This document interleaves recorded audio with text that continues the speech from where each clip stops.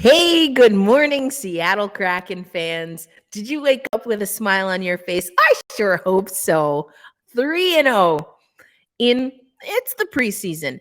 But let me tell you why this is a perfect example of what we needed to see from this team and why if people are saying the novelty has worn off for us as a fan base, as a team, bring it on. We're going to talk about that. And of course, my dude Donato on this Friday episode of Locked On Kraken.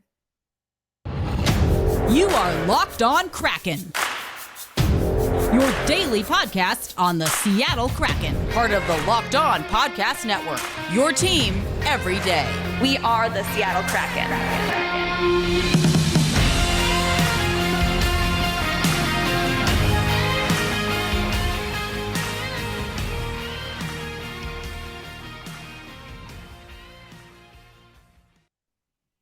Hey, what do you say, Seattle hockey fans? Happy Friday. Thanks as always for making Locked On Kraken your first listen of the day. Today's episode of Locked On Kraken is brought to you by Bet Online. Bet Online has you covered this season with more props, more odds, and more lines than ever before. Bet Online, where the game starts. And of course, I'm your host, Erica L. Ayala. This is your 5 days a week podcast on your favorite NHL hockey team, the Seattle Kraken. I'm your host, Erica L. Ayala. I mentioned that. I'm going to say it again just because why not? Thank you, as always, as I mentioned earlier, for staying locked on Kraken. We appreciate you listening on audio or watching over on YouTube. All right, folks. Now, yesterday was a great win. On yesterday's podcast, I didn't know what we were going to see. I knew it was going to be tough. I didn't know if we were going to get the win, but I knew that we definitely had some guys with some stuff to prove against a Vancouver roster that's likely going to look more like what they roll with in their season as compared to ours. Piper Shaw spoke to Morgan Geeky about it pregame, and she tweeted out that Geeky was saying that guys are fighting for roster spots. We're going to hear from Dave Hakstol and from John Hayden. They're talking about guys fighting for roster spots. And I think that the roster that hit the ice yesterday for the Seattle Kraken definitely made things tougher for their coaching staff and the front office. Just as a recap, we went over this yesterday. You can, of course, watch yesterday's episode or listen to yesterday's episode. It's archived wherever you're listening or watching, if you're watching on YouTube. But let's go over this roster one more time. So you had Joey Daccord in net. I'm going to break that down for you a little bit. Borgen, Fleury, Donato, True, Polcharski, Hayden, Olofsson, Coleman, Pagansky, Kempney, Riker, Evans, Shane Wright, Ty Carte, Cameron Hughes, Geeky, Donskoy, Lind, Seppala, Tennyson, and Petman. All right, that was our lineup for the Seattle Kraken yesterday. And now let's talk about the game. It was an overtime win. Who got the game-winning goal in the crease by crashing on a breakaway? None other than my favorite guy who loves us more than he loved any of the others, Ryan Donato. I think, and I'm going to put this in the show notes, you should go listen to all of the times that I have shown Ryan Donato love on this podcast. So much that people knew that I was going to talk about Ryan Donato on today's podcast. I like this guy. I think there is still a blue-collar type of style to the Seattle Kraken. It's more demure or, subtle. But Ryan Donato shows the passion. So he gets the OT winner. But how did the rest of the game break down? Because it really was kind of night and day how they started. So let's head over to NHL.com. We're going to take a look at the box score here. And, it was 2 quick goals by Vancouver. Andrei Kuzmenko, excuse me. And there was also another goal that was disallowed. It was an offside. It also was like a kicking. I keep saying, and I've said it before on the podcast, no one in hockey knows what a kicking motion is. Like, intuitively, we all know what a kicking motion is. But when it comes to hockey, nobody knows what a kicking motion is. Anyway, I digress. These goals go against Joey Decord, who got the start. Joey, I think, had an okay game. I think the defense in front of him did not have a great game. If you watched what Vancouver was doing, they were really cutting through, creating lanes. And what was happening is that Seattle, you want to circle, of course, if they're cutting in front of the net and through the crease, but sometimes then they wouldn't always pinch over. So not all of these goals were on the power play. The first goal was at even strength. And so I think that, that one, maybe you could say Joey could have done better to get on that one, but there's no reason that weak side or far post should have been so exposed, in my opinion. I looked at it from a defensive perspective. Hughes and Pettersson get the assists on that goal. The second goal, Joey got left out to dry. All right. It was a yawning net. He was in position where he was supposed to be. It was excellent passing. That was a power play goal. So you saw Vancouver really getting it going on the power play. Now, we have talked about this. Let me come out of this for just a minute. If you're watching on YouTube, we've talked about this week. The Seattle Kraken have been doing okay on the penalty kill. They haven't done great on the power play. We still got to work on that part of special teams, but they've been doing okay on the penalty kill. Actually have gotten shorthanded goals. So they're doing they're doing really good on the penalty kill, the power kill, if you will. And that wasn't the case with this, again, more experienced roster than what we've seen so far. Let's go quickly to the stats here.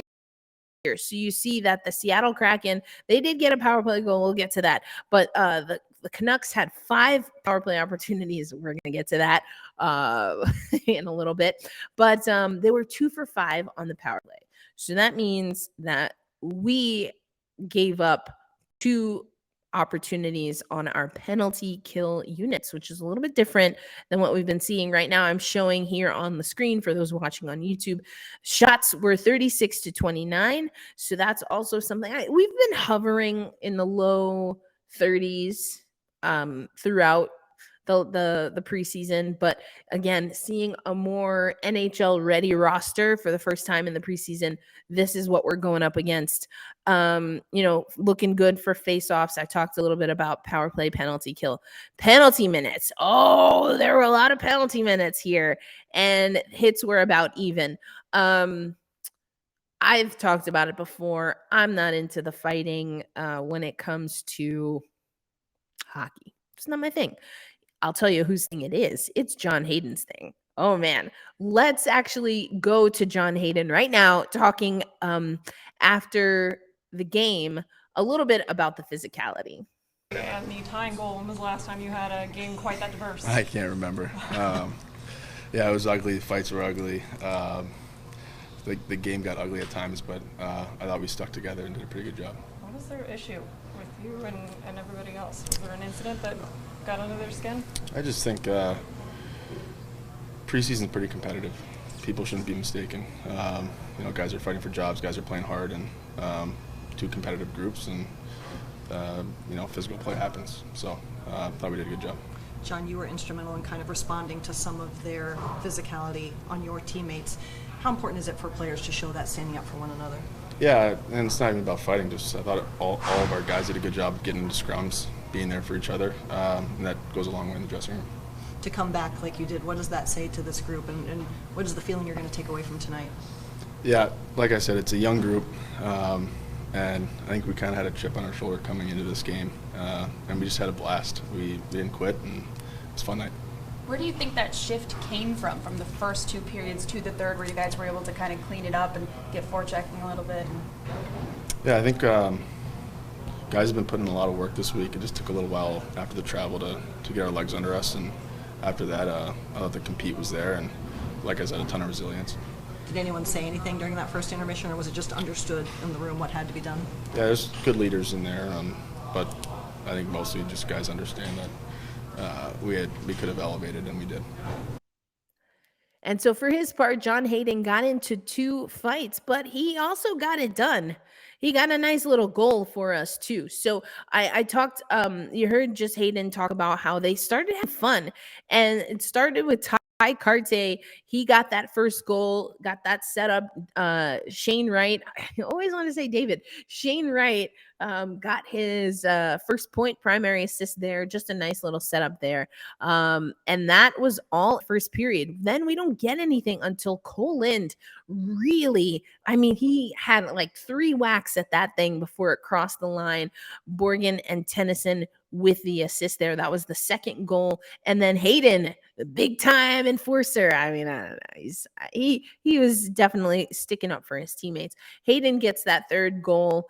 And I already mentioned the OT goal by Ryan Donato. And that's all she wrote for that. But you also heard Hayden talk about that, this is a team that had to fight, really had to get some things going. And he was a part of that. I also know that there were 2 injuries in this game. So we had Kempney and Michael Kempney and Jonas Donskoy head down to the tunnel. Seattle Kraken PR reported that they would not come back. We're going to hear from Dave Hakstol in a little bit. I'm not going to play this part, but he did say he doesn't have an update. They have an off day today, so we won't really know anything till over the weekend about those 2 guys and any assessment. We got to see what happened there. With Donskoy, he collided with Lind, but then again, Hakstol said that there was another Vancouver player involved there. It happened right along the benches. So, we got to see how that goes. But I am going to take you in the next segment over to Dave Hakstol. I want to have you hear him talk a little bit about it.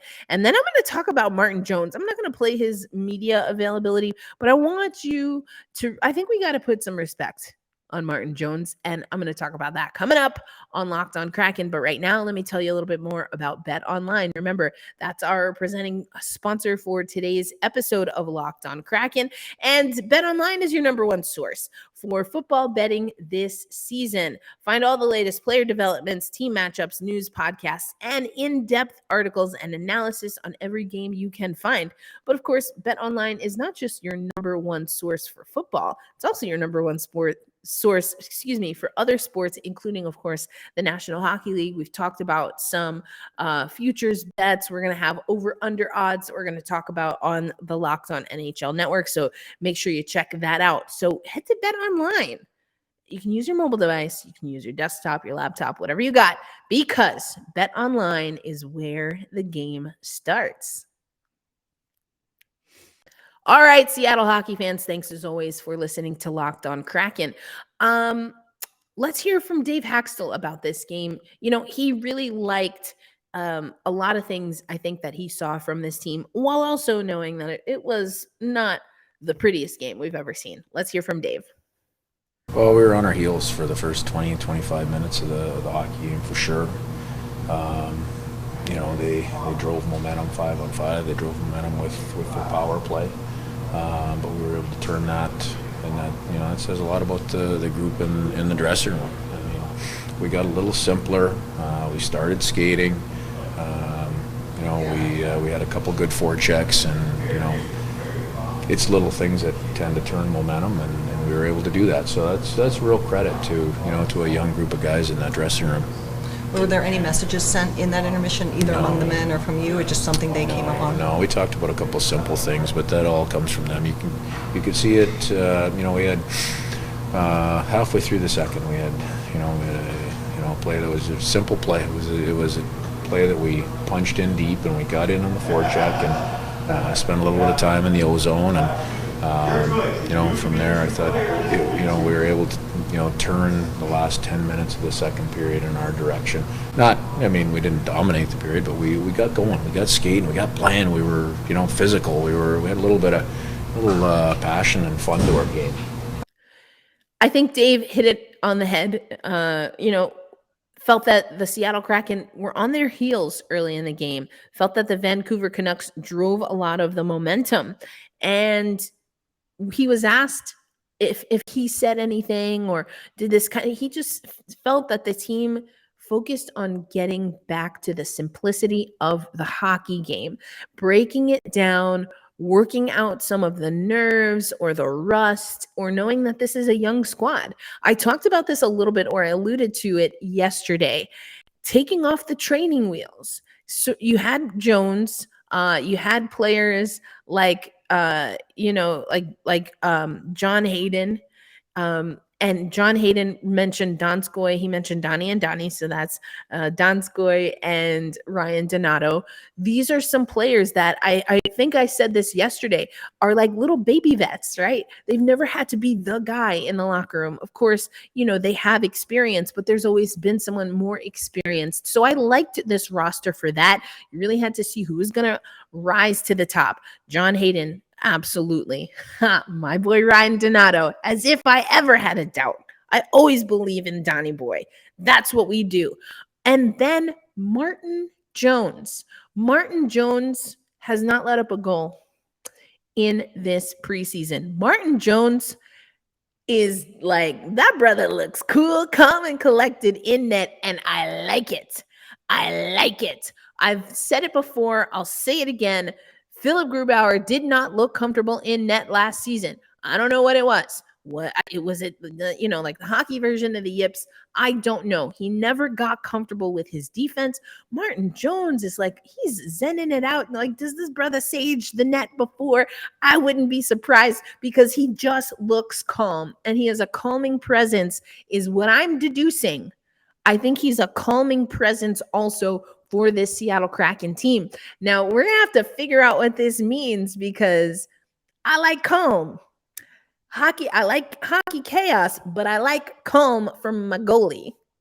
I'm okay with Martin Jones. I'm okay with Martin Jones right now. So we got to see how that works out. I alluded to this yesterday and in the tease. There's an article that's floating around. And this is from the Seattle Times. It's from our guy, Larry Stone. And, I've heard people allude to this a little bit here and there about the novelty. Oh, you're not the new kid on the block anymore. With the novel worn off, Kraken must improve to regain fans' attention. First of all, who left? Who left, Larry? All right, I'm not really mad at Larry. I'm just being a little extra. Just, I don't want anyone to cut this and think I'm mad at the guy. I'm being dramatic because it's a podcast. I can yell, I can scream, just for entertainment. I'm not really mad at Larry, people, okay? But who left? Who left? Did you leave? I'm still here. We're still who left? Nobody left. We're not gone. You brought back Donato, and we're happy. Okay, do you see, we didn't leave. Nobody left. So that's number one. The novelty wearing off is the best thing. That's a good thing. I'm okay with the novelty being gone. Let it go. Let it go. Because now it's time to get down to business. You know what? Because the novelty of it all, Seattle Kraken fans are going to be there regardless. The novelty is not coming from us, folks. It's coming from outside media. I know I am a member of the media, but I'm also speaking to Seattle Kraken fans at this point. And what I mean is that media people who are looking for storylines. Who's our rival? Are we going to be like Vegas? What are we going to do if we can't be like Vegas? We're going to play hockey. That's what we're going to do. We're going to have a better first off season than Vegas. We're going to work to win a Stanley Cup before Vegas. That's what we're going to do. So the novelty, we hold fast. We stay true. The novelty wearing off for the rest of you means we get to get down to business. That's what that means. Okay? Okay. You got excitable about our goalie tandem. You got excitable about our dismal expansion draft. You got excited about us having a captain and let the captain go. These are all things.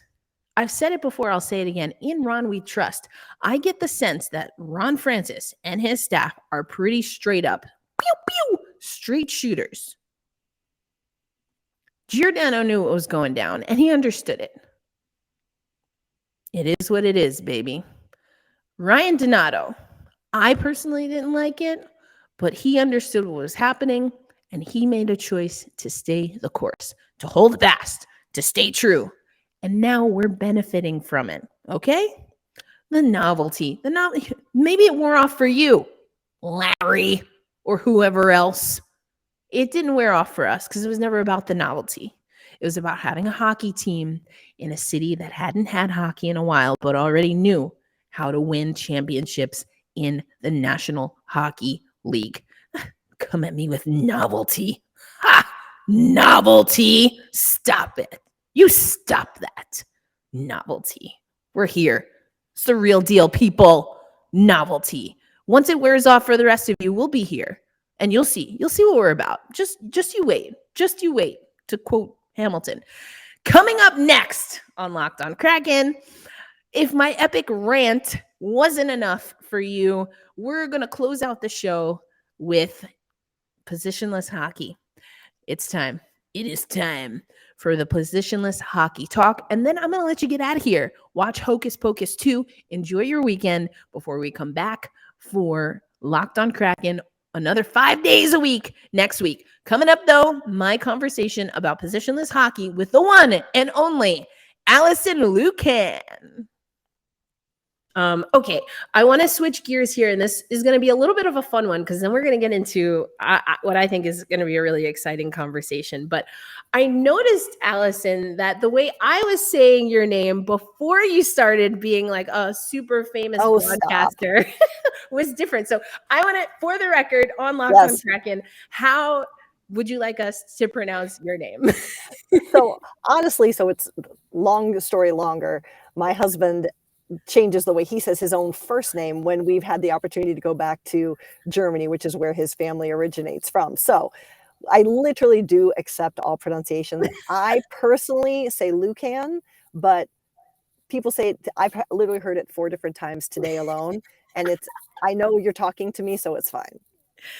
Okay, fantastic. I asked because I have a name that also varies, and it also depends. Like, culturally, if I'm with my family, you might say it one way versus, another way. So just figured I'd ask. So we'll just stick with Alison. You said it perfectly at the start of the show, so you're right on brand. That's good. Fantastic. Okay, so this is the conversation I promised when we had you on the first time that we were going to get back into it. I am like a purist, right? If I go back to my love, my passion, my first sport of baseball, I am beside myself that now the National League has a DH and I can't take it. And it's like affecting my enjoyment of the sport because I'm old school. I'm old school like that. So needless to say, as the conversation of positionless insert sport begins making its way around, I start to sweat. Like in basketball, I'm like, you need a center, you need a point guard. If everyone else wants to run around, okay, fine. But like, we got to have a 1 and a 5. We got to have a 1 and a 5. That's me. That's where I come from in like any sports debate. So when you said that you have this vision or you want to see where positionless hockey could go, I was like, I need to know all of the things. My body is reacting in a very particular way, but I could be wrong because hockey's still new to me. So let's do this, Alison. Make a case for positionless hockey. Let's start first. What does that even mean? What does positionless hockey mean to you? So first, I must give a shout out. If people have not read this or read any of the work by Ryan Stimson, he is one of the thought leaders in the analytics space going back years and years. A key person in me, even knowing a tenth of the things I know, has a book that you can buy that is called Tape to Space. And it's redefining modern hockey tactics. And I think that if people want to really get into the guts of it, I couldn't recommend a book more. But I think positionless hockey is two things, big, broad things. First and foremost, it's us as viewers of the game changing our expectations of someone who is filling a certain position. And defense is the perfect example. So defense is my holy grail. We cannot effectively measure, we've talked about this. We cannot effectively measure defense right now in many sports, in part because we can't, because we don't have the technology, and in part because how do you measure the prevention of something? How do you measure keeping something from happening? So because of that, I think we don't give it its due, to be honest. And then I think when we see, unless you are as complete a player as Cale Makar, who does all the things perfectly as a defenseman, the minute a defenseman starts to change what a defenseman looks like, becomes more offensive, starts to do things differently, we go, oh, but he sucks at defense. Does he? Or are we thinking about a defender in a very archaic way? So I think first as fans, it's about allowing for a broader definition of a role. And then on the ice, it is the realization of that. It is saying we have a unit of 5 players, and when they are out there, this person does this, this person does this, this person does this, this person does this. It doesn't mean we let go of any other responsibilities. To your point, there still could be someone whose job is to play the middle of the ice, make sure the puck is distributed, back up the defense, get lower in the zone, what we would traditionally call a center. But that person could be Cale Makar for all intents and purposes, right? So it's about thinking about responsibilities, matching skills to responsibilities, and deploying units more so than, and that could even be traditionally like offensive and defensive still potentially. It could be pairs and forwards or whatever you want to do. But it's freeing up our minds to allow and accept a player in a certain position to do something different because that's what they're freaking good at, and that's what's going to help your team find success. Okay. I feel the blood pressure coming down. I understand that. The concept of units, and I think in hockey that intuitively makes a lot of sense. And I feel like that's kind of how hockey works. I mean, though in theory, like that's how any sport works. But to me, at least what I heard, what it sounds like is that maybe the positionless part is maybe how we even, I suppose, classify players. Maybe that's where we start. And then we empower the teams to your point, create units that are going to best serve the goals and purpose, obviously other than winning, but like how the team wants to win. And they can deploy those units, and then a player can be on one unit and play one role, defender, and be on a different unit and play a different role. 100%. Just like we see, Florida was a team that was doing this a lot, deploying a 5-forward power play. Right? Technically, that's not what people have always done. Got it. But their goal was to score as much as possible on the power play. So they put 5 offensively minded players out there. And, I wrote years ago about the definition of a role called rover, which, there's Zach Werenski was part of that. Now Cale Makar is, in my opinion, the ultimate embodiment of that. But if we want more Cale Makars, we have to allow that not everyone can be at Cale Makar's level, but there will be stair steps of players who play like Cale Makar. They're just maybe not as good. So if you're not as, let's say that Cale Makar's a rover. Let's just go there. He's a rover. He's not a defender. He's not a forward. There's going to be rovers who aren't as good, which means they're going to make mistakes both offensively and defensively, but they're still a rover. Don't just say, oh, no, that's a dumb defenseman kind of thing. Right. So, Okay. I mean, and that makes sense. I guess, I think truly, and this has become like real drama when it comes to WNBA and like voting, which is a whole other issue. But like, if you want the best and you're limited to how many forwards, how many centermen, how many, you pick on a team, like, then are you getting the best? Exactly. 100%. This is exactly it. Okay. I understand these things now. I think it could also be interesting though, because I mean, hockey, like, let's just use the general sports term, right? Substitutions, right? Or changing of lines. Like, I think that could be absolute chaos. It's like the fastest chess match in the world.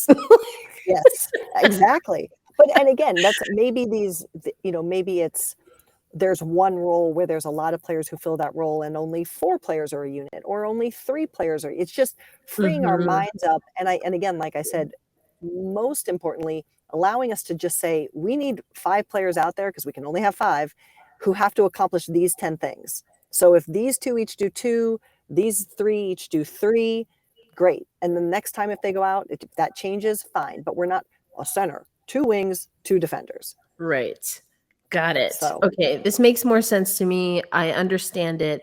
I think what will be interesting is if we see more of this kind of concept of positionless hockey take off. Although I would argue, like, just knowing hockey culture as I do, it's going to take a while. Like, it seems like it might take a while. But like, if we get there, let's say we're there, I think what's also going to be interesting, and I think we're seeing this in baseball. I mentioned, I have my gripes about baseball. But one of the things is that we're hearing is that now that Major League Baseball is going to start instituting where you can't shift. Right. And I don't like the shift, but more so because it's like these big bad baseball boys can't just lay down a bunt or a slash. Exactly. Just adjust to the shift. If you lay down a bunt, nobody's going to shift on you anymore. Or they'd have to at least think about, are you going to shift this time? When are you, like, you have to think about it. And so that's the only thing that I worry about, because we've seen this at league levels. Again, I don't want to put you in a hot seat, but league levels, we see that as the sport evolves, as the technology, bats, sticks, composite, all this stuff, as this stuff changes, as the training of the athletes change, then you start changing little parts of the game to, let's say, enhance the aspects of the game that you think are most entertaining for fans to watch. 100%. Which then ultimately changes how it's being played, whether it's, pitchers in baseball having to get used to a ball with different seams, which of course was great if you like home runs. Right. Sucks if you make your money trying to not have people hit home runs, Right. and things like that. So I'm very curious. I think, okay, I'm open. I've opened my mind now to this idea of positionless hockey. I understand it now. I appreciate you breaking it down. I think you did that in a very good way that was digestible for me as someone who's very excitable about things changing. And again, like I just scratched the surface. And again, please read Ryan's work. Please read Ryan's book. But I think as you were talking about baseball, it's again, I think this would really challenge too, who really is a creative and great GM? Like, Patrick Laine in Columbus is a perfect example. Some people say Patrick Laine is making too much money because all he does is score goals. Okay, but does Columbus need someone who can score a lot of goals? Yeah. So is it money well spent? Maybe, if they build the rest of the team around it and deploy him in a way that sets him up. Understood. So, it's this whole thing too. Like, if you have a specialist who's a really freaking good specialist, that should be okay, as long as you can build a great team around him to complement that. So again, I think this could just make things a lot more fun. I like it. I get it. I like it. It's good. I like it. Yes. It's all good. of the things. It's good. It's good. Well, Alison, we're just going to have you back. This has been fantastic. I know you're in Seattle, and I know it's only day 1, so that means there's a lot more to get done. We're going to get all the amazing content. I cannot wait. Like, the team that we're going to get as fans watching the game, like, how spoiled are we? I mean, saw like the epic photo that y'all took, and I was like, oh, they're leading all the way into the fact that we cannot wait to have a home game so we can hear all of the amazing talent that's going to be on the broadcast, yourself included, of course. Well, thank you. We again, like I said, we are so excited. And the addition of both Eddie and Nick Olczyk, this is just only going to make us better and more knowledgeable, and hopefully more fun and informing to our fans as they watch along. So we're literally just happy to be here and do the best we can. And we thank y'all for sticking with us. All right, folks, that is our show. Thanks as always for making Locked On Kraken your first listen of the day. Remember, in this house, we put all the respect on the Ron father. We are going to ride it out with Dave Hakstol. I like what you're doing, Davey boy. I like what you and your staff have going. You have built a now that is going to fight, and they're going to have fun. I know it's just the preseason, folks, but early returns, I like it. We're getting there. We're getting there. Soon it's going to be the real deal. So enjoy your weekend. Enjoy spooky season, Hocus Pocus 2, whatever you're doing.